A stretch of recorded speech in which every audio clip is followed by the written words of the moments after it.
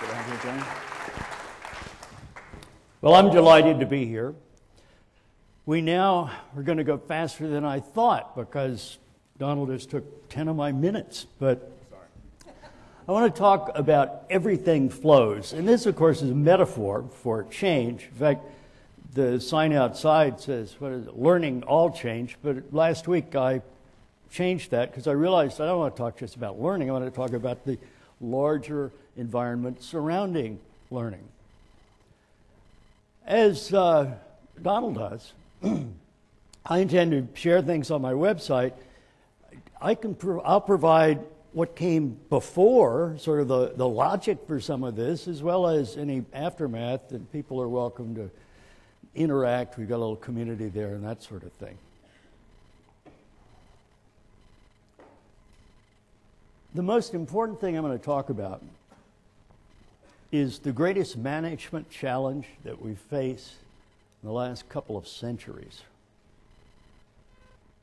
Rather than hold you in suspense, I'm going to tell you what that is right away, and then if you go to sleep, you can say that you got the main part of the talk. So we're going through a transition from a time when, if somebody said plants, they thought of manufacturing plants, to a time when biology rules. I'll suggest that biology is a better model for looking at organizations than machines.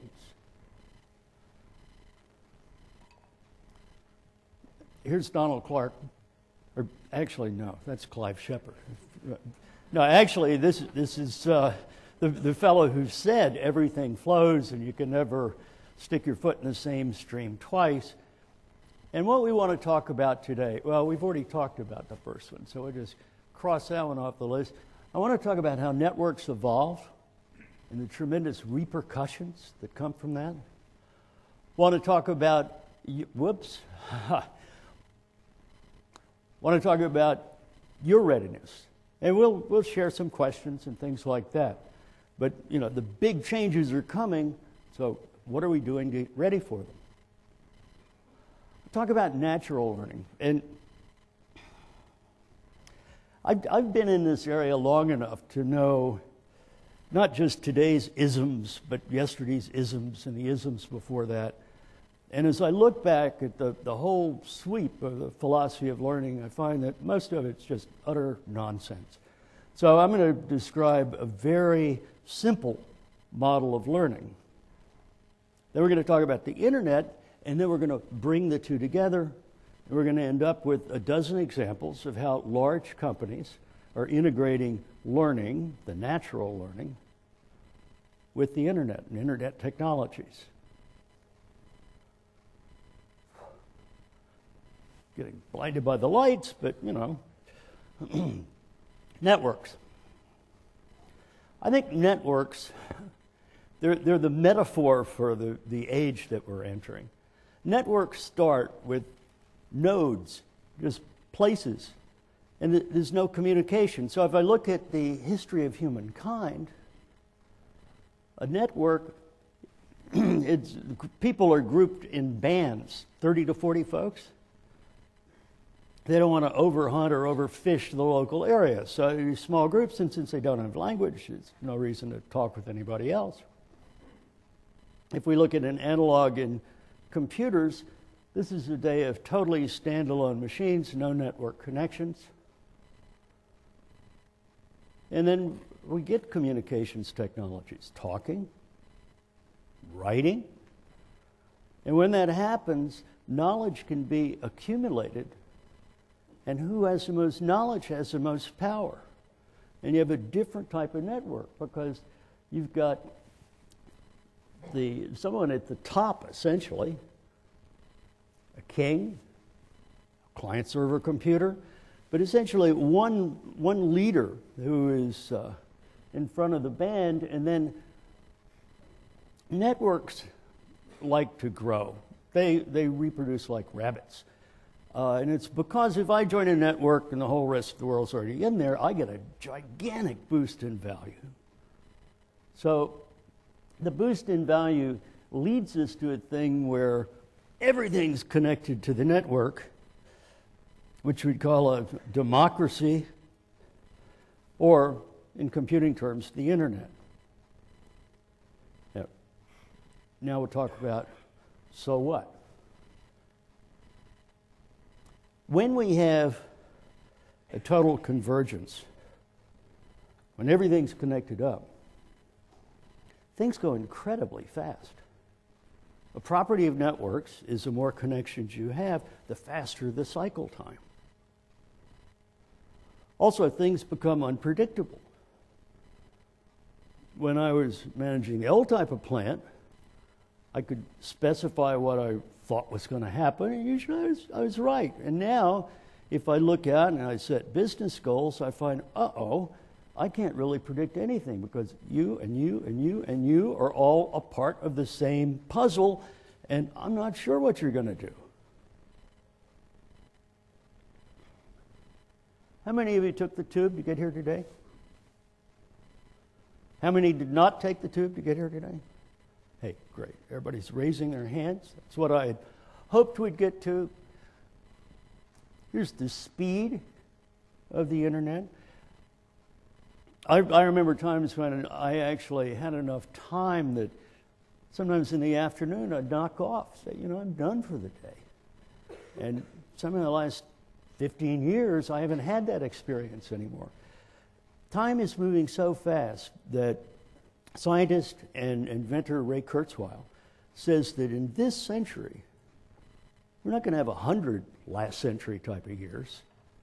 We're going to have 20,000 of them. So things are fast now, and the speed is growing exponentially. So I ask you, how many of you feel the people in your organization are growing and developing fast enough to keep up with the changes ahead? Raise your hand if you say, hey, we got that one. Nobody? Come on. Well, it's interesting. 1 out of 4 American companies I surveyed had the hubris to say, oh yeah, we're on top of that one. But I don't know, maybe they're in slow businesses. Another aspect which we've all felt is the information explosion. I mean, there's some incredible statistics, but all I have to do is look at my email and recognize the information explosion is here. It used to be that if you were a specialist, you could know more and more about less and less. And now the boundaries between disciplines are falling down, and you've got to know more and more about more and more. So information is gushing and overwhelming us.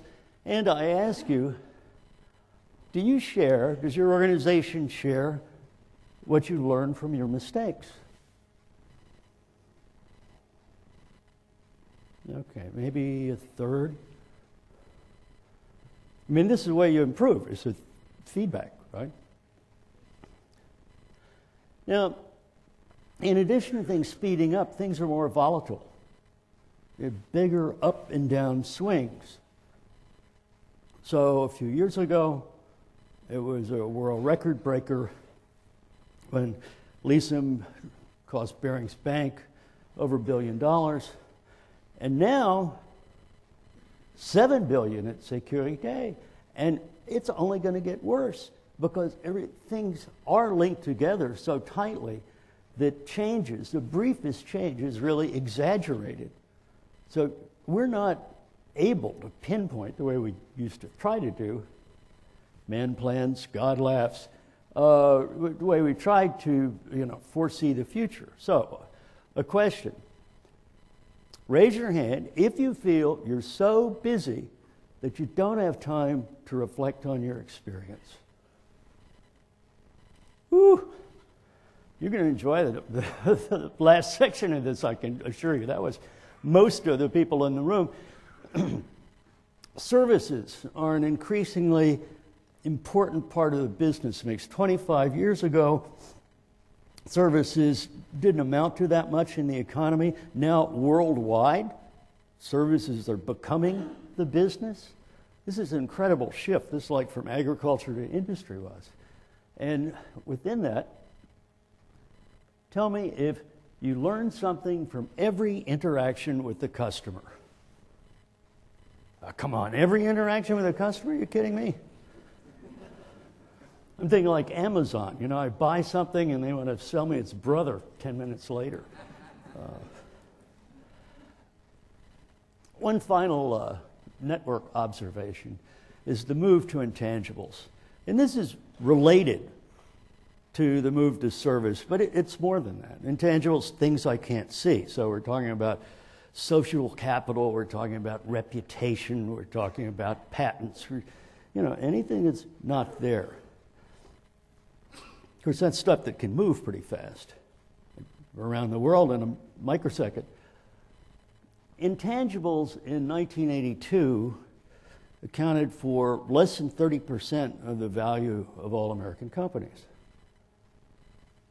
By the time we got to 1999, almost 10 years ago, intangibles accounted for 80%. Now, if I look at the balance sheet of, say, Google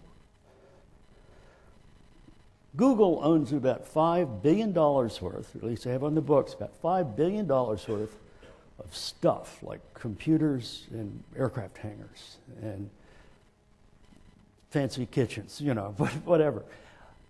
But if you look at the stock market valuation, the capitalization of Google is $150 billion. When people talk to me about measurement and ROI and are using sort of accounting formulas to get there, I say, well, where do you think the other $145 billion came from? And it all came from intangibles. It came from expectations. So if you're measuring and trying to tie back to, well, what's our organization trying to do, you better be dealing with intangibles and not just wearing industrial age goggles and looking at the stuff that you can touch. Yep, we had that.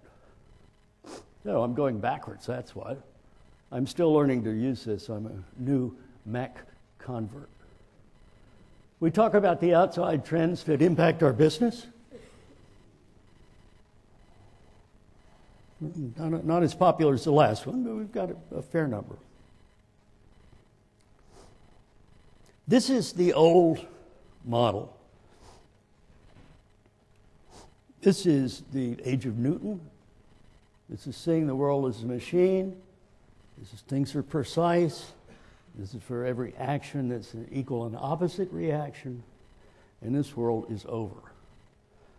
I mean, aside from Einstein's and Bohr's contributions, we can feel in our gut that this thing is over because now the network has expanded the whole area that we have to deal with. So I think of the business world as more of an ecology, and we are organisms within that ecology, and that makes us think a little differently. I mean, you walk into the forest, there's no head tree. I mean, it's all a matter of relationships. Nature is beautiful because, depending on whether you follow Richard Dawkins, I guess, but without a master plan, it all works. And evolution can take care of things that our best engineering can't even comprehend. This is the old college path experience where a new campus is built and they don't build any sidewalks because the planners don't know where they should really go. And they'll let students walk on the grass for a year. And wherever they've worn down, that is the place that they build the sidewalks. They end up with an optimal pattern that way. Now I'm going to turn to learning. This is my more simplified version of learning, but I think it works for all of us. This is my son, Austin. He'd be terribly embarrassed because this is like 20 years ago. But he's in the process of learning. I mean, curiosity is driving him to create patterns of thought, to put patterns together, to make more meaning for himself, to figure out how he's going to be in control of the world. Now, there are three aspects of learning that I want to deal with. And The first one I call comprehending because I wanted to cover the broad category of all self-service learning. So it can be looking at a stump, but later on it can be calling the help desk or doing research in an area. There's more to it than just looking around, of course. We've got experimentation. And a lot of the experiments don't work. So luckily we learn from our mistakes, or at least I hope we learn from our mistakes. Another part is mimicry. We see somebody is doing something and we try to do likewise. I think this is an incredibly important aspect of corporate learning, which is often overlooked. You don't hide the person who does it best. You show what they're doing to other people. Second phase of natural learning, conversation. Yeah, conversation's truly magical. Science really doesn't understand why it's as good as it is, but it's when you're looking somebody in the eye and when your mirror neurons are hooking up and when you've got emotion as well as content and when it's specifically what you direct it into, conversation is incredibly powerful. We always want to encourage conversation to transfer learning. Finally, collaboration, working with others.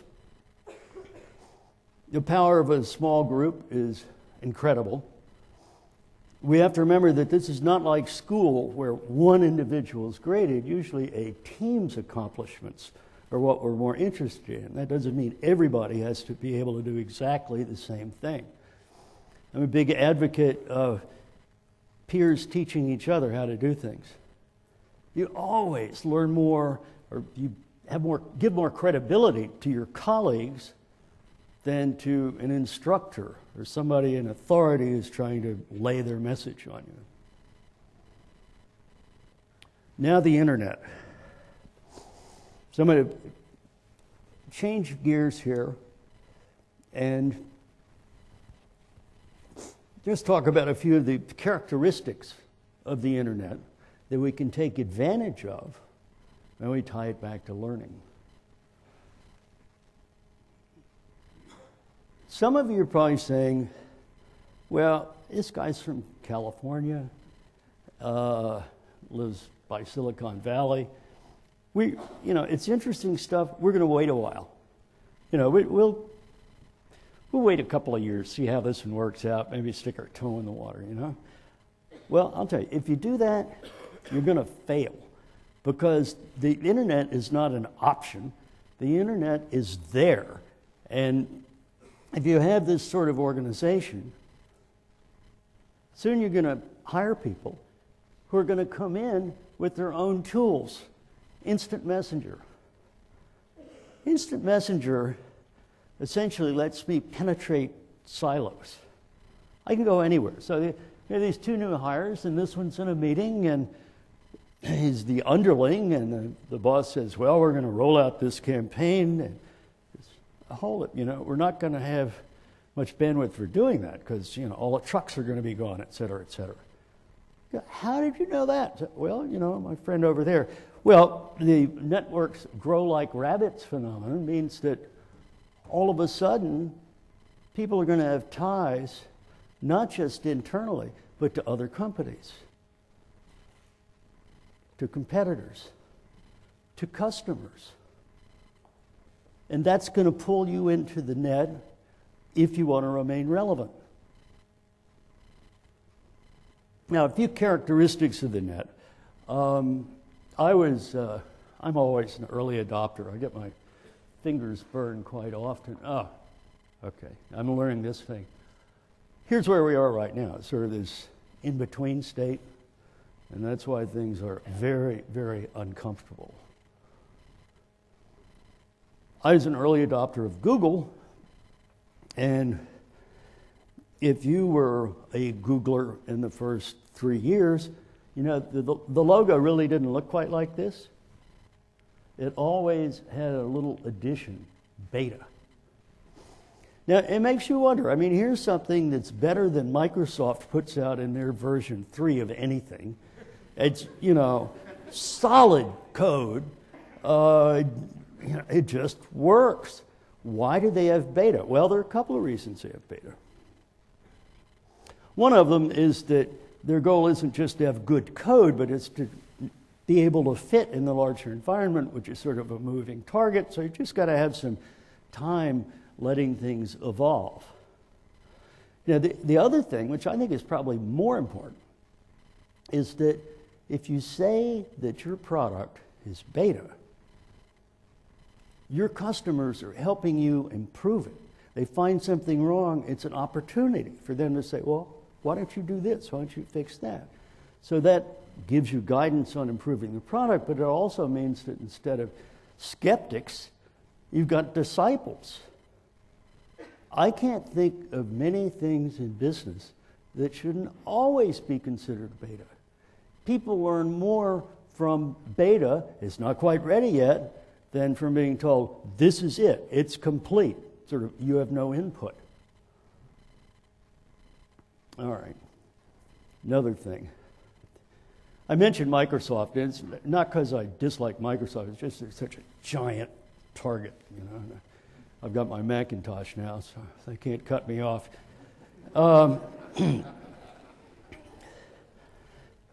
Microsoft, well, almost all profit-making software companies would have you believe that if you really want to pack your troubles, go get some open source stuff, because it's probably put together by a bunch of hippies on the beach who had too much to smoke.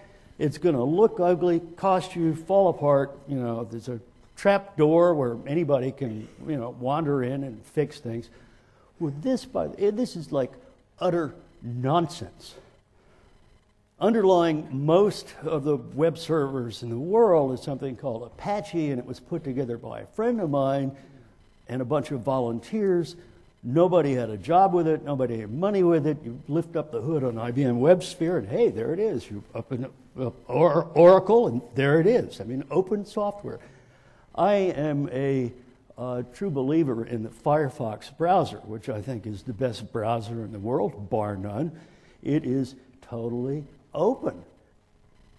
A number of things I use, they will give me the code, and I can, if I knew how to program, I could mess with it myself.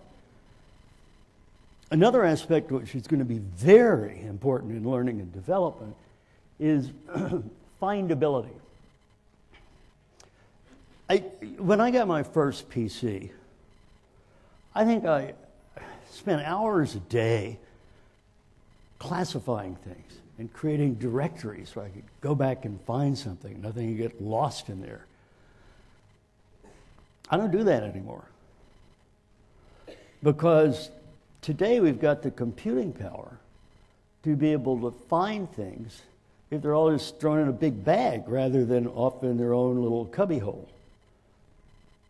So an analogy would be, if I'm looking for a needle in a haystack, technology now gives me this big electromagnet. I can suck that out, be it where a person is, industry information, anything that's on the net. Increasingly, I can just pull it out immediately. So it brings to mind, well, what do we have people stuff into their heads, and what do we have them use their outboard brain for? About your organization and the internet. How many of you have an organization where it's easy to set up an online meeting? Maybe half. It's good. How about, do you distribute information through podcasts? 10% maybe? It's easy to do. We tag information to improve our collective intelligence.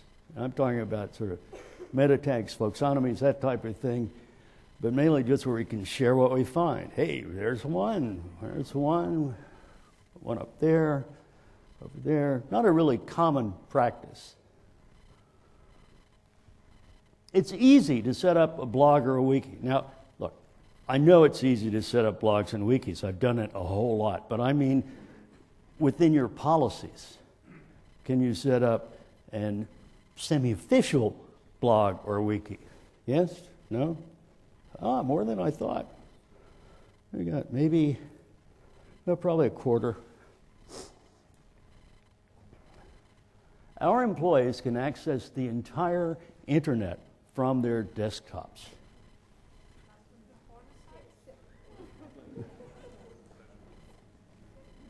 Well, I'm glad.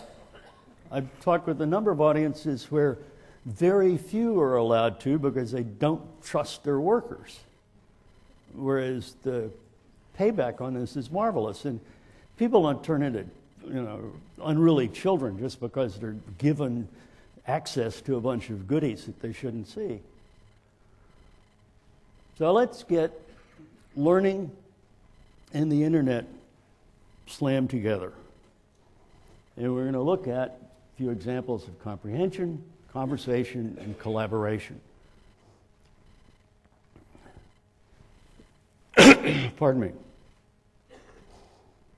The most important thing that I've seen in self-service learning is to give people challenges rather than tell them exactly what to do. Knowledge workers want to know what they're supposed to accomplish, but they don't want you to do it for them. So my analogy is you give them the dots, but you don't fill in the dots for people. You leave them chance to be participants. At Cisco buys a new company once a month. They've been doing this for the last 3 years. That's a lot of new stuff coming. These are all pretty far out there companies, too. Cisco is bringing out new products continuously. So if you're a Cisco employee, how on earth can you keep up with this stuff? And what they do is they've identified 12 strategic areas, things like internet telephony or computer security. And around each, with the help of people's colleagues, they've selected 100 to 200 best heads in the company on that topic. And it's a professional community. I mean, if I'm one of the top people in computer security at Cisco, that's, boy, pretty hot stuff. So these people come together once or twice a year, depending on how volatile their area is, and they spend a week in San Jose talking, giving presentations, talking about the competition, being briefed by product managers, having customers come in and tell them what it's really like. There's activity, and they do this in a room which has got television cameras like everywhere.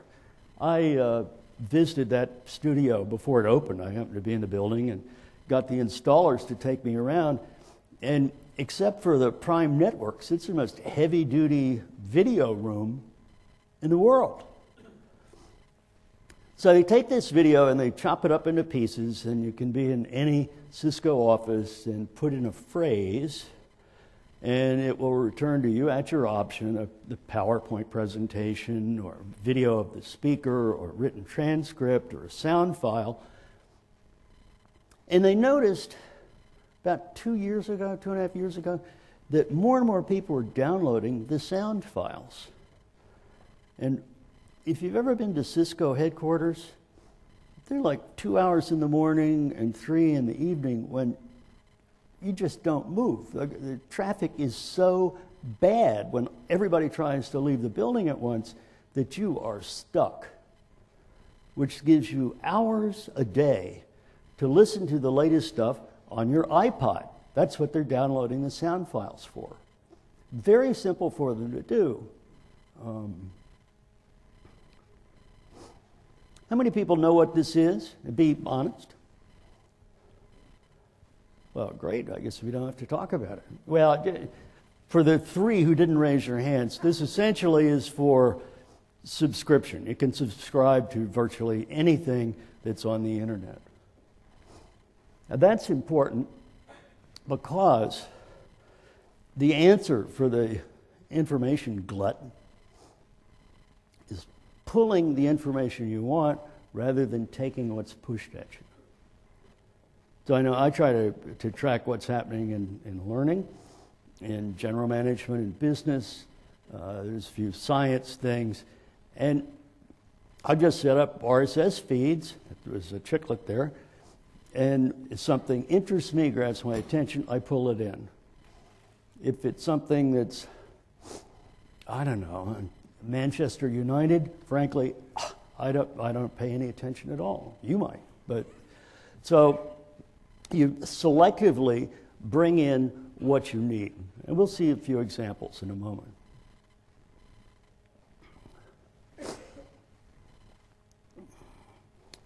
I'm going to skip this guy, but I'll be glad during coffee break to talk with anybody. We're going to save 5 minutes right now and go on to conversations.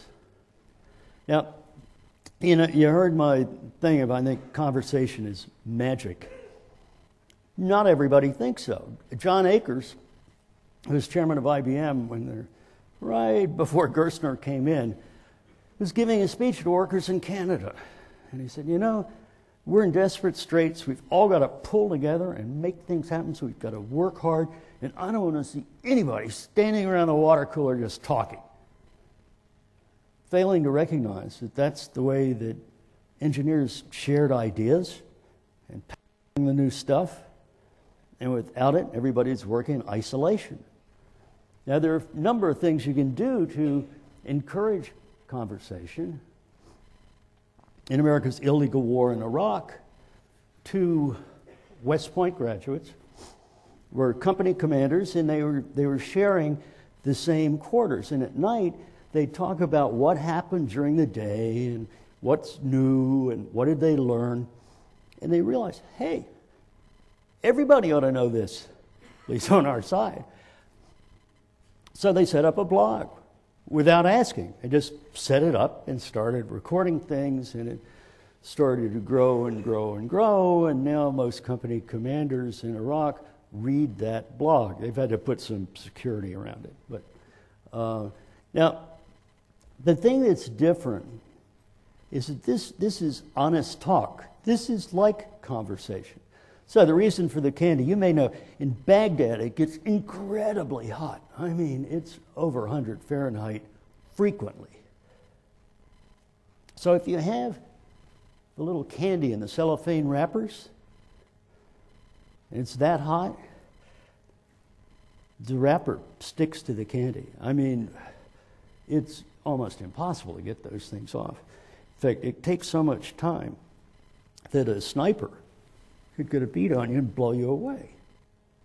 So the message was, don't have this kind of candy around. Instead of Tootsie Rolls, because Tootsie Rolls are in this waxy paper. It's really cool. It'll be hot as hell outside. And you go, and off you go.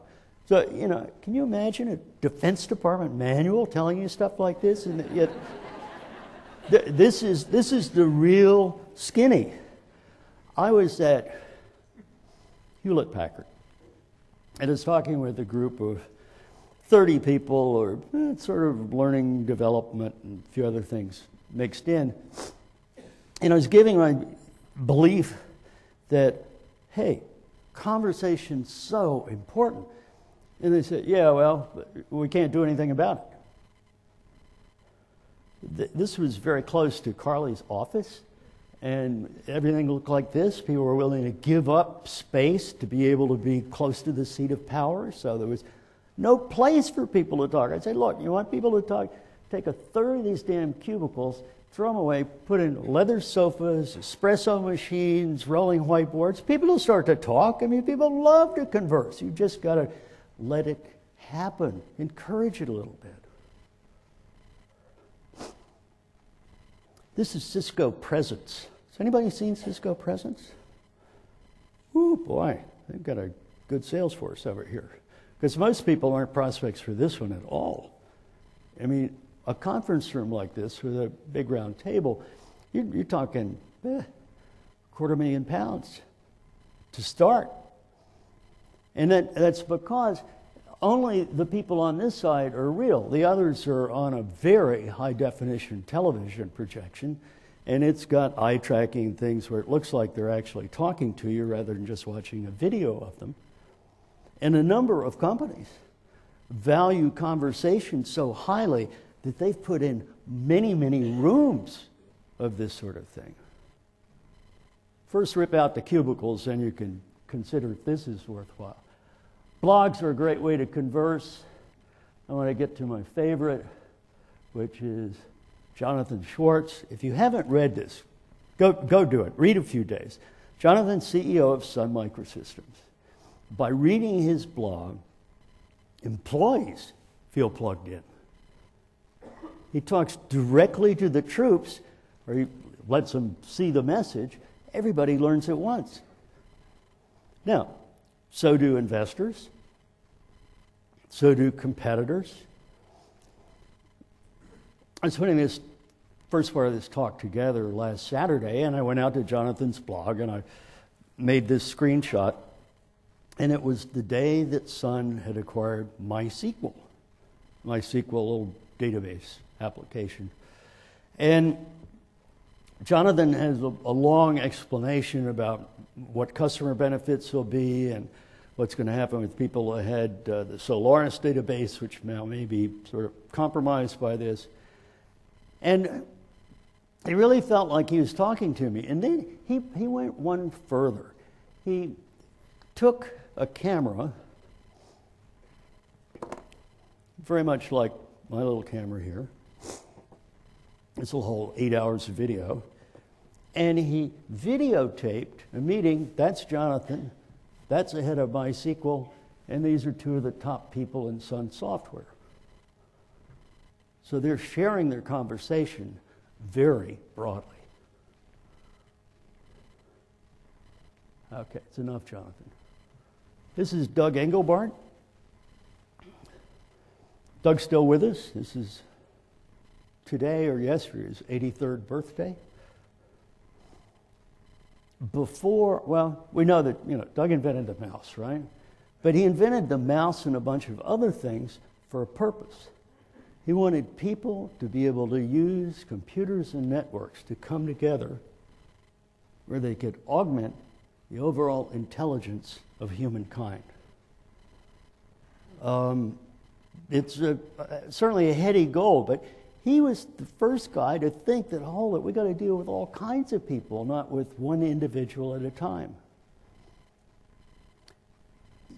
10, 15 years after he had demonstrated some of this, we had Bill Gates saying that the idea was going to be a PC on every desk. He didn't mention any communications. Or you had Steve Jobs in 1984 coming out and saying, well, here's the Macintosh, and it doesn't have any connections to the outside. In fact, it's sort of glued together, so it was guaranteed. You're going to be on that desk. You're not going to be able to work with others. Working with others is just so incredibly powerful. IBM's got, 1/3 employees. They're spread all over the place. And they're now trying to shift duties around where things are always done in the best overall sort of trade-off of quality and price.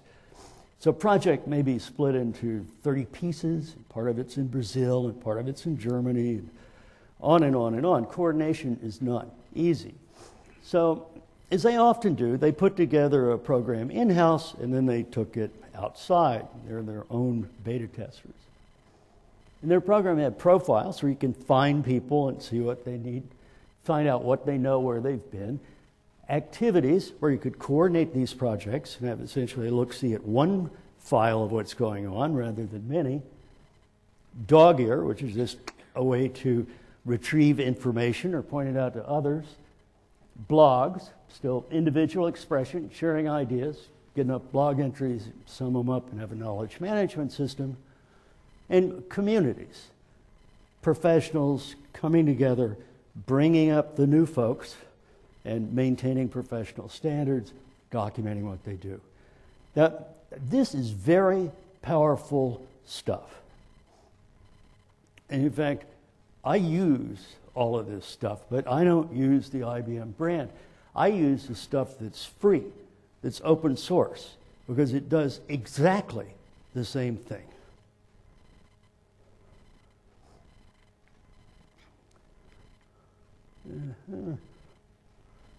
Intel.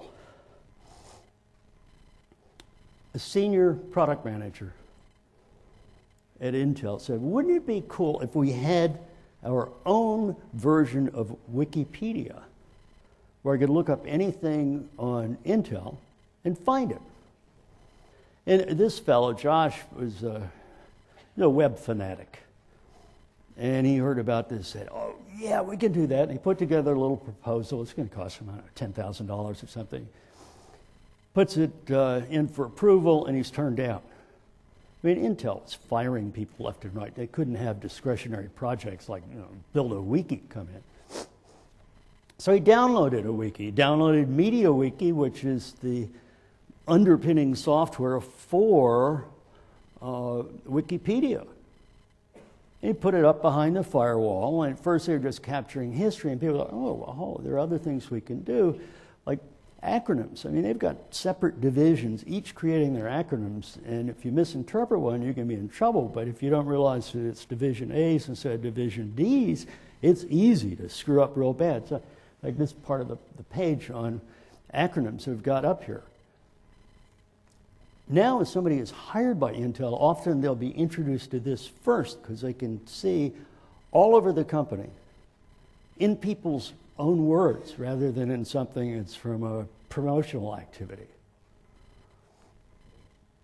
This website, last time I looked, was garnering like 13 million hits a year, all within the order. This is where you go at Intel. This is going to be the last one. EssayP, giant software application, very complicated, often more complicated because it's been customized. So when things happen like 4 years ago and they bring out an entirely new version with new philosophy behind it, boy, talk about a training problem. I mean, it's just hard to imagine how you do that. So guys on their managing board, really smart cookie named Shai Agassi, said, well, there's got to be a better way. And he instigated the formation of, it was first the EssayP community network, and now a sub-part of it is a developers network. And you can see all this stuff on the web. It's all open. But if you see contributors, Rajat Anand, 74. Well, Rajat doesn't work for EssayP. Rajat is an independent consultant. They let him have a little internal business card, and if he wanted, he could describe his whole background.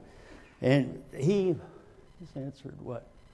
He's posted 543 answers to questions, and he's earned 900 points. The 900 points will get him trinkets, like, maybe if he really contributes hard, sort of spends his life in this thing for a few months, he will get a leather jacket with EssayP on the back. But Rajat can walk in to an EssayP shop and say, I want to work with you on this. And sort of, well, who are you guys? I was a prize winner 3 times on the developer network. I advised 95 people how to implement the very latest technology. And all of a sudden, he's worth a whole lot more. Now, that's good for Rajat. Think about what's good for EssayP. This is, whoops, went backwards. And this isn't just setting up a network. I mean, it's a major program, and the network was the key to it. So they have events and things like this. This is the top 30 contributors in a recent month.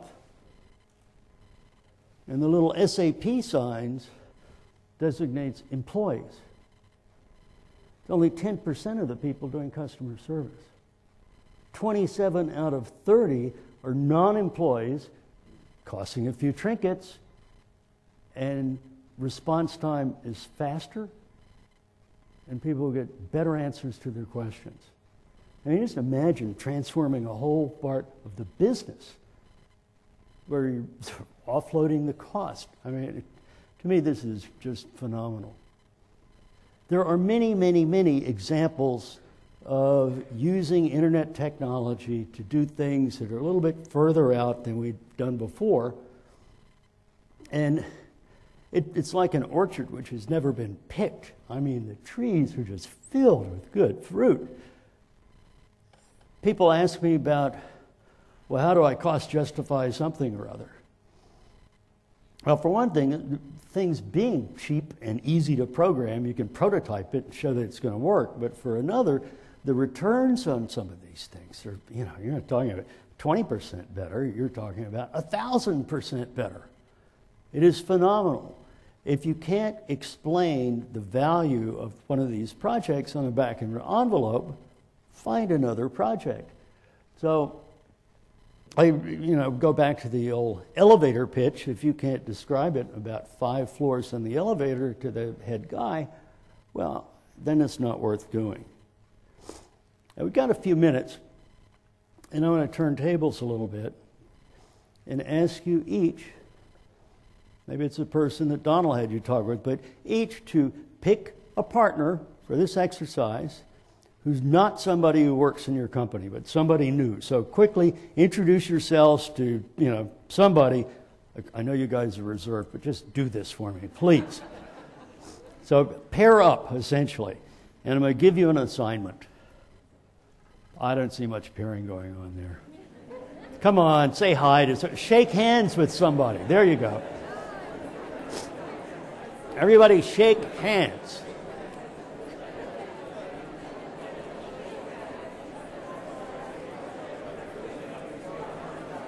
Okay, here's what I want the pairs to do. I want you to talk with one another about which of these types of projects might make sense for you and sort of what's it worth, because that's the way you'll take something home with you. And in fact, you can do that while we break for coffee, which is right now. So I'm done. Go talk about what you want to implement. Thank you.